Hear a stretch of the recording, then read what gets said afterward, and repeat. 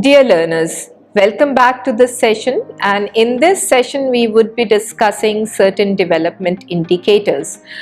You have gone through a session on poverty, and you have gone through a session on different issues in NGO management where we had discussed aid to development. We have discussed certain poverty issues related to the poverty and the survival of the poor and sustainability of the poor. So there were so many issues we have been discussing.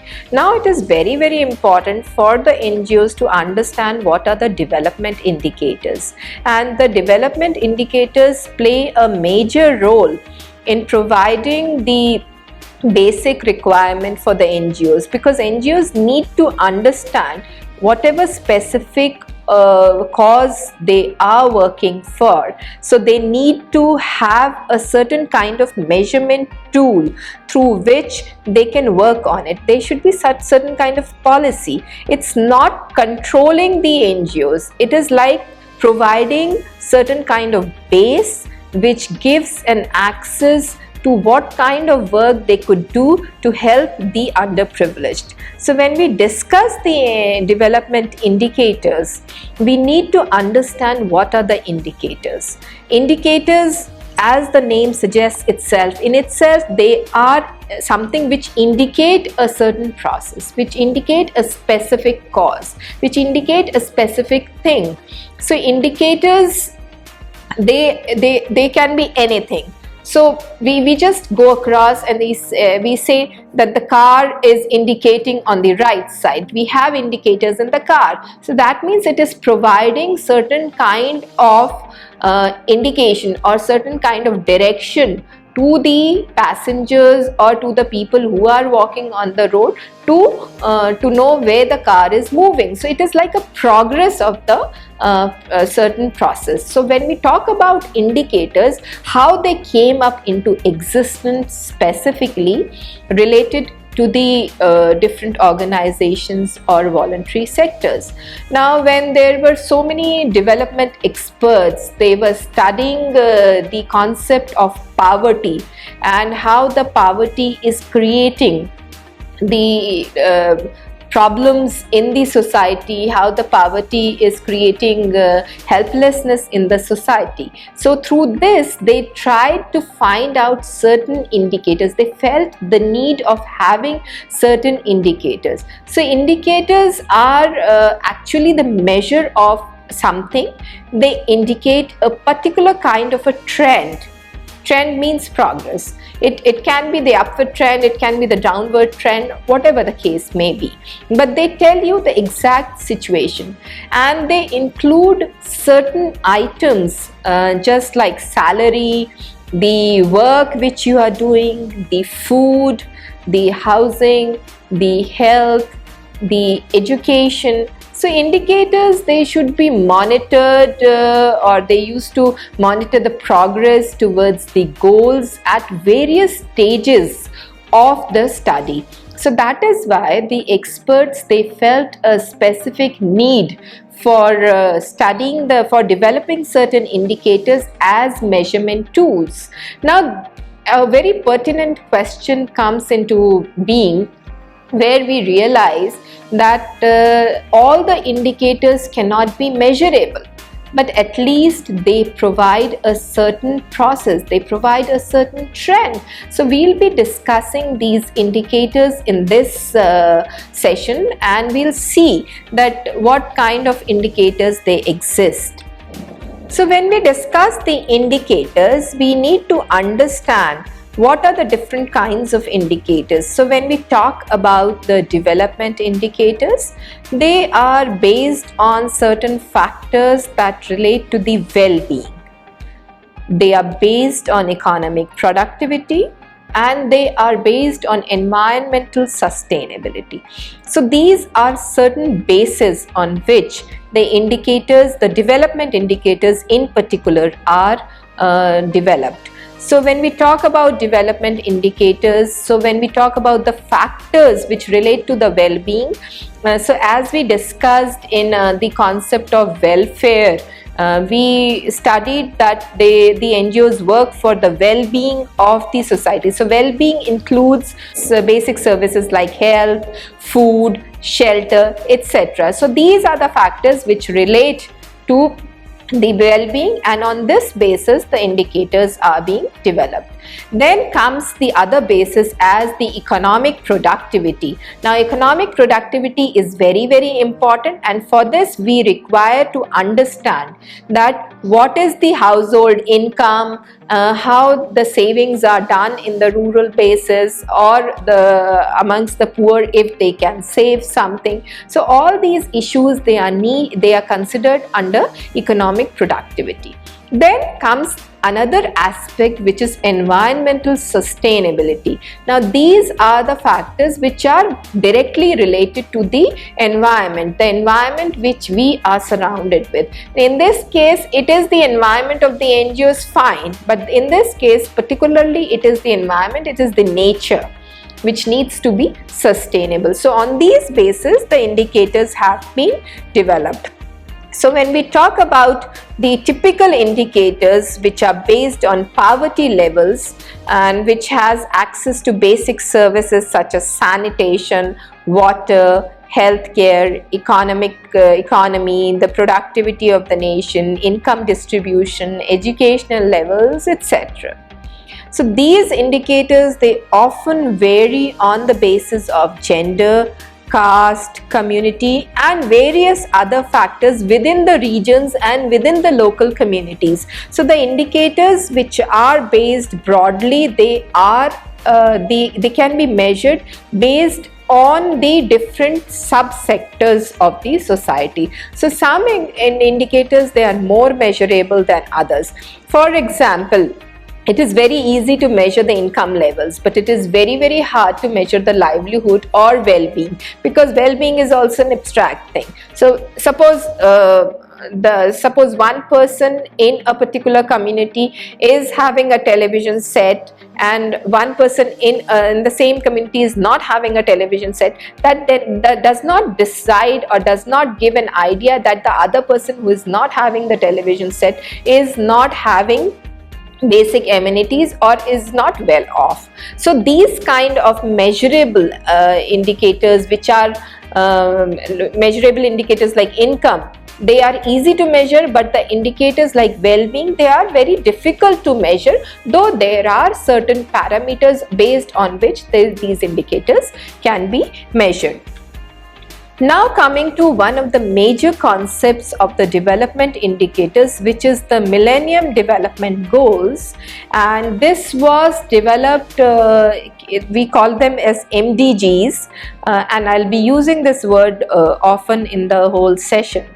Now these goals were developed by the group of people, international group in the United Nations, and were implemented in 2000 and were developed with the idea of that they will work on these goals. All the governments and the voluntary sector and all the organizations related, they will be working on these goals for the next 15 years. So this goal, the MDGs, were developed from 2000 to 2015. So they decided to have 8 MDG goals, and you can find the ample amount of data available on the internet regarding the Millennium Development Goals. But here specifically, since we are studying the voluntary sector, we would be considering that aspect, because if you see the government policies related to the MDGs, you'll find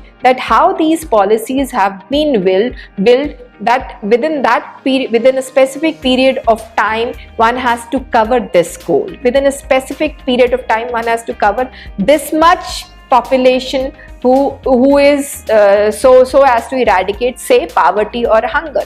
That is the first goal. So all these things, they need to be planned and implemented, but how much implementation is there, that needs to be discussed later. So Millennium Development Goals were set up with the idea of basically it was related to eradication of poverty and hunger, and later on some goals were added so that the poverty and hunger concept is the major concept and other concepts were also considered. So when we see the 8 MDG goals, the first one is to eradicate extreme poverty and hunger, and this was applicable in the third world countries, keeping the third world countries in mind where the poverty level is extreme. There's an extreme kind of gap between the poor and the rich. So there is nothing like the middle society. But in our country also we face extreme poverty and hunger in specific societies. So one of the goals was to eradicate extreme poverty and hunger. The second goal was to achieve universal basic education, and for this the Right to Education Act was formulated based on this. So this is universal basic education was the second goal. The third goal, this is also a very important goal, to promote gender equality and empower women. For this, the concept of self-help groups came into existence, and that has been providing a lot of access to women to empower themselves. Now the idea behind all these goals is to have the self-worth and empower one's own self, which is then percolated to the society. The fourth goal related to the MDGs was reducing child mortality. In a country like India, where the mortality rate of child was very high earlier, it has reduced to a great extent with these goals coming up and the government taking certain policy measures related to these goals. And NGOs also have been working really hard for this, and the very good example related to reducing child mortality concept where the voluntary sectors have been working is the Anganwadis and the Balwadis. Now Anganwadis in the small localities they are located, and they work with the community and provide them the awareness. They provide them the basic idea as to when to get the vaccination done for children, pre-pregnancy cases, post-pregnancy cases, so prenatal cases, and then after the pregnancy also when the child is born. So all these things, they are considered into it.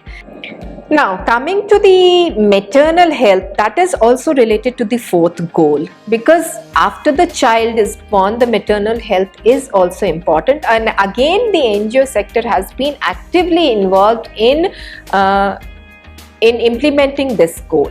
So these goals have been really important and they have been useful for the organization. Now sixth goal is combating HIV, AIDS, malaria and other diseases.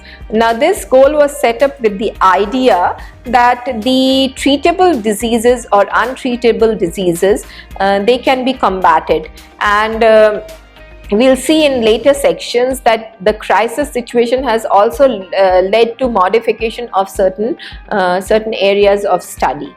Now the seventh goal is again very important, which ensures the environmental sustainability.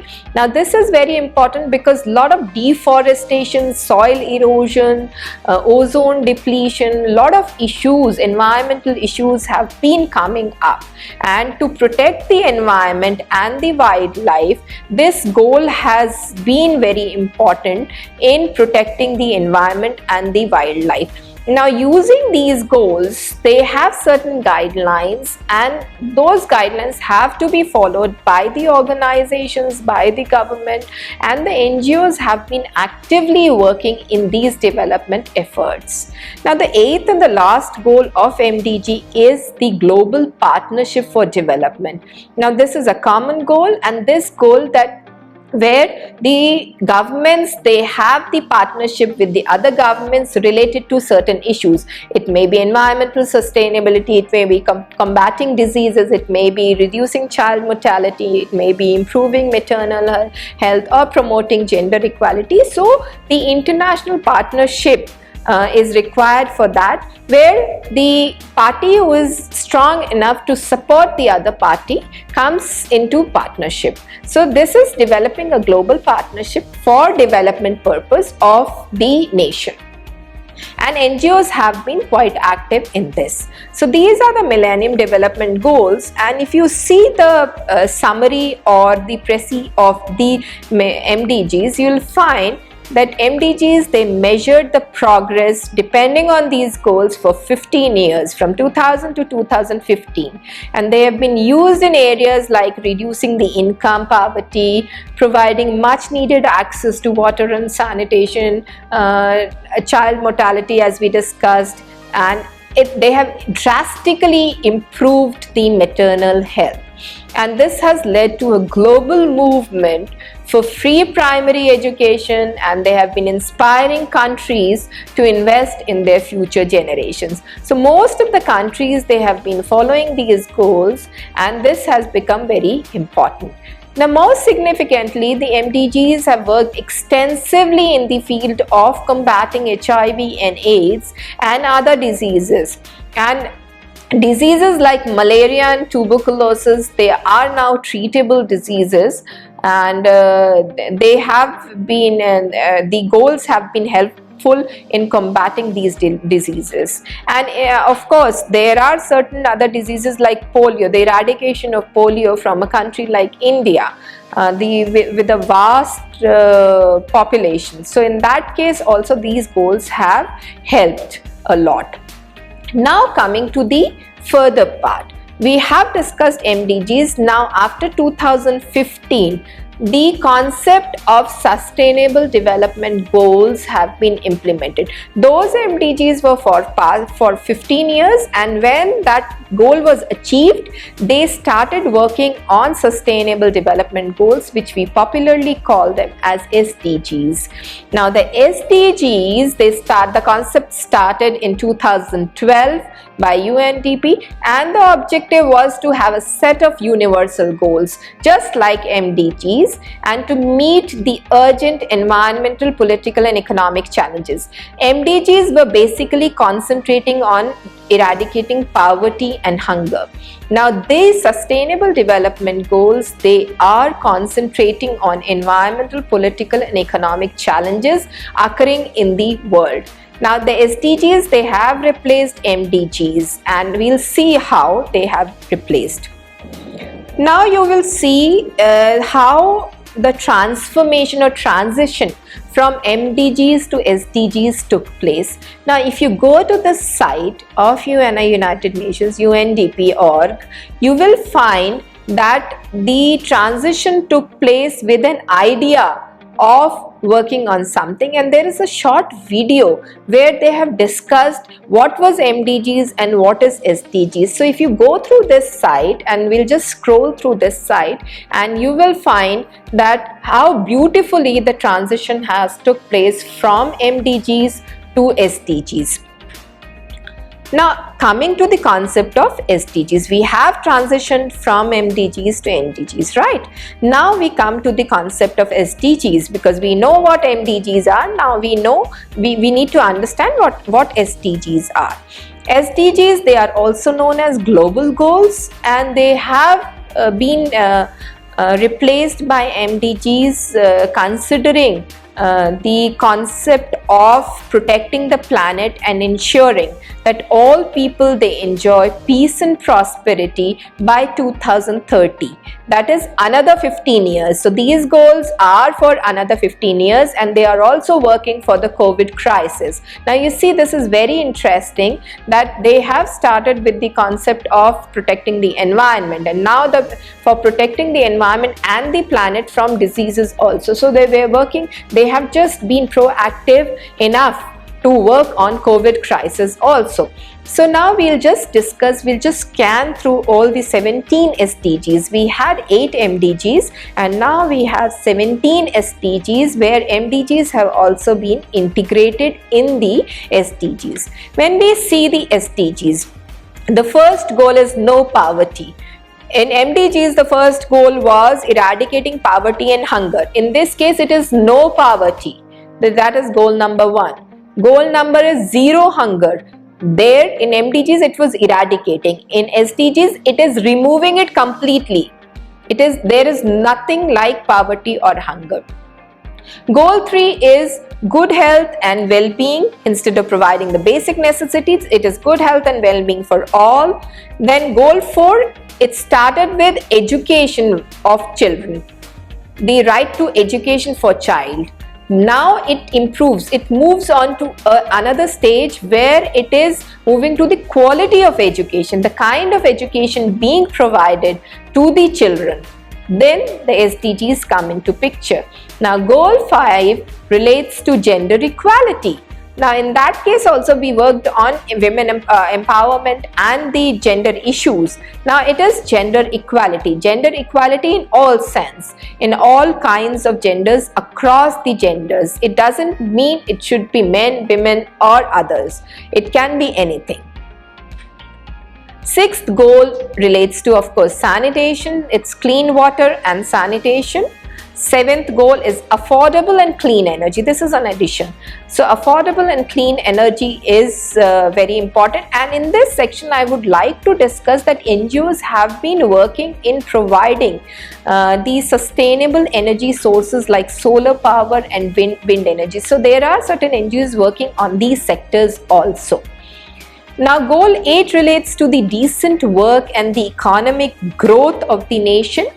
And 9 is industry, innovation and infrastructure. This is again very important. Like economic growth is important, but how do we achieve the economic growth? For that, industries have to go, but then the industries cannot remain or cannot work on the past accolades. So they have to innovate. So innovating, do new products, new designs, new fields. Now like this COVID crisis has also given an opportunity for people to innovate certain mechanisms for, say, education, for working from home, etc. So innovation is required everywhere. And of course, a good infrastructure. If you want to provide the basic necessities in a proper manner, you require a good infrastructure. Goal 10 relates to reduced inequality. It is inequality between the poor and the rich. So this kind of concept is being used here in reducing inequality. Goal 11 relates to sustainable cities and communities. In that case, there are certain measures being taken where the communities are going back to their old ways of living, old and sustainable ways of living. And in this case, the cities are also working on it. So for example, water harvesting or rainwater harvesting. So these kind of things can be used in sustainable cities, or use of solar powers. So all these things, they are considered in this goal. Now goal 12 relates to the responsible consumption and production. Like we all have a habit of misusing the resources. The optimal utilization of resources is very, very important, and that is what is the idea behind this goal. That is responsible consumption and production. That means if you're getting electricity electricity for free, or if you're getting electricity too much, you need to optimize the resources. And the simple example is like switching off the lights when you're not available in the house or in the office. So it is responsible consumption. Responsible production is also there. So you need to produce responsible. Anything in excess is bad. That is the whole concept. Goal 3 relates to the climate action, and climate action is very important, specifically in the present times where we are finding a lot of unprecedented and unpredictable situations coming up.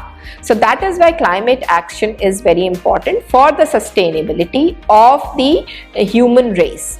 Goal 14 relates to the life below water. This is specifically related to the marine life, because due to a lot of pollution and lot of misuse of products and misuse of the environment, it has created lot of danger for the marine life. So that is why they have specifically related a goal to the life below water. Goal 15 relates to life on land. Life on land is like it's like the human race, the wildlife, everything covered on the life on land.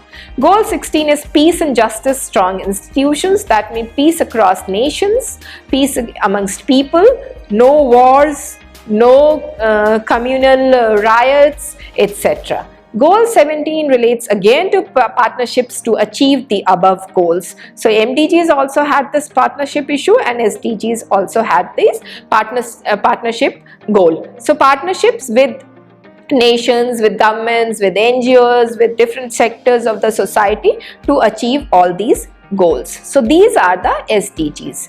Now, to summarize the whole concept of MDGs and how MDGs transition to SDGs, we say MDGs, they work majorly on reducing poverty and hunger, and SDGs are working on sustainability. So the one was implemented in 2000 and it was completed in 2015, and this SDG was implemented in 2016 with a vision to promote the mainstreaming of disability sector and providing sustainable environment. The development indicators have been measuring the progress of the goals, and they have a major role in measuring the SDGs in the present context. Thank you so much.